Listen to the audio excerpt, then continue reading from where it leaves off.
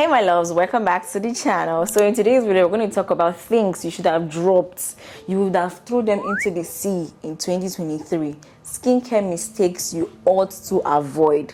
Let's jump right into the video. First one is the DIY exfoliating scrubs. When your face is not a rug, I don't see why you're using scrubs on your face. Let's leave that one. I don't see why you are now doing your own scrub. The scrubs that I recommend on this channel for even your body are very finely defined scrubs. They are not harsh to the skin. I understand we are in an era where everybody is trying to promote something. It is up to you to do your due diligence in terms of picking out products for yourself, and especially as a sensitive skin person, you have no business whatsoever using crazy exfoliants. Personally, when it comes to facial exfoliation, you will never ever see me using physical scrubs. Or wrong now, it is crazy harmful to your skin. These DIY scrubs that you use on your face or even on your body have a way of giving you what they call micro tears on your skin. Now micro tears, obviously these are things that you cannot see, but these are damages that are already done to your skin barrier. So I'm not saying you should not exfoliate your skin, especially your face. I'm saying do well to use better chemical exfoliants like salicylic acid, retinol, benzoyl peroxide, glycolic acid, lactic acid. These are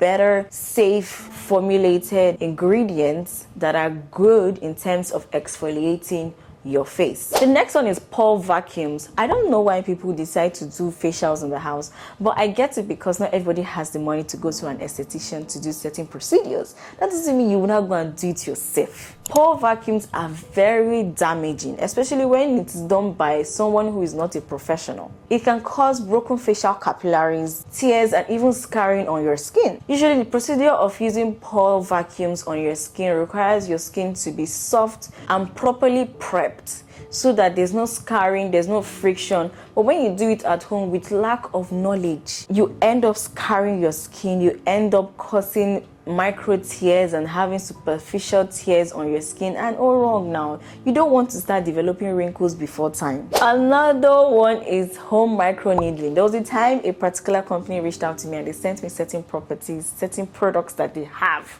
and microneedling was part of it.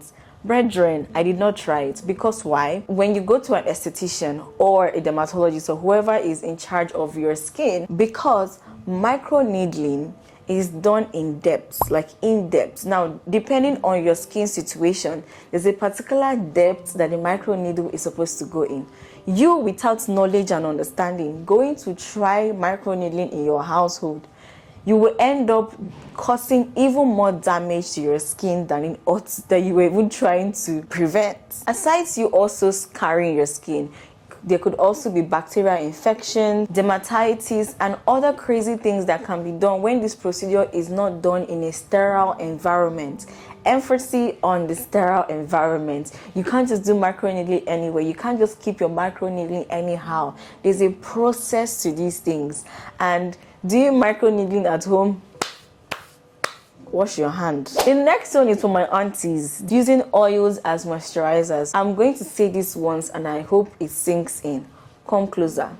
Oils are sealants and not moisturizers. Repeat after me. Oils are sealants and not moisturizers, meaning that you apply your moisturizers before you apply your oils to seal in the moisture that your moisturizers have incorporated into your body. So when you don't apply a moisturizer and you go to apply oil straight, in your head, my skin is shining, is glowing, is moisturized. It is not moisturized, darling.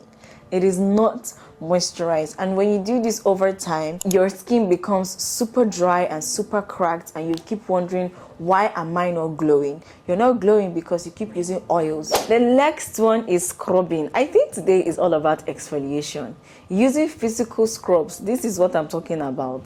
Using physical scrubs to scrub your face in order to have that squeaky clean going to your pores. Are you alright? Now over time, due to this aggressive exfoliation, your body tends to produce even more oils to compensate it, because in the process you lose excess oils from your skin. And of course, your body is naturally supposed to compensate for certain things, so your body is going to produce excess oils to replenish the oils that you have lost, which will also clog your pores and lead to more breakouts and scarrings. And then it becomes a vicious circle. You keep exfoliating, your body produces excess oils, it clogs your pores, you break out, and you're going in circles and circles and circles. The next one is using makeup wipes. I don't care who produced the makeup wipes. So far as it's wipes, it's not touching my face.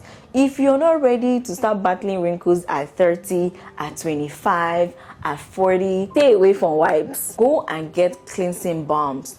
They go into your pores and they break down the makeup that you have applied, regardless of the layers. And of course, there is less mechanical friction on your face, as this can result to a lot of wrinkles and fine lines happening on your face. Brethren, throw away your wipes. Invest in a cleansing balm or a cleansing oil.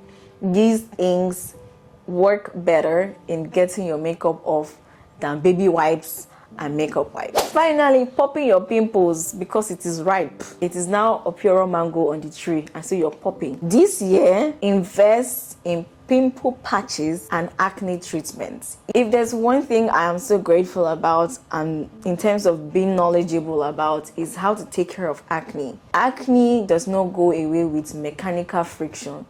It goes away with treatments. Popping pimples will end up doing what?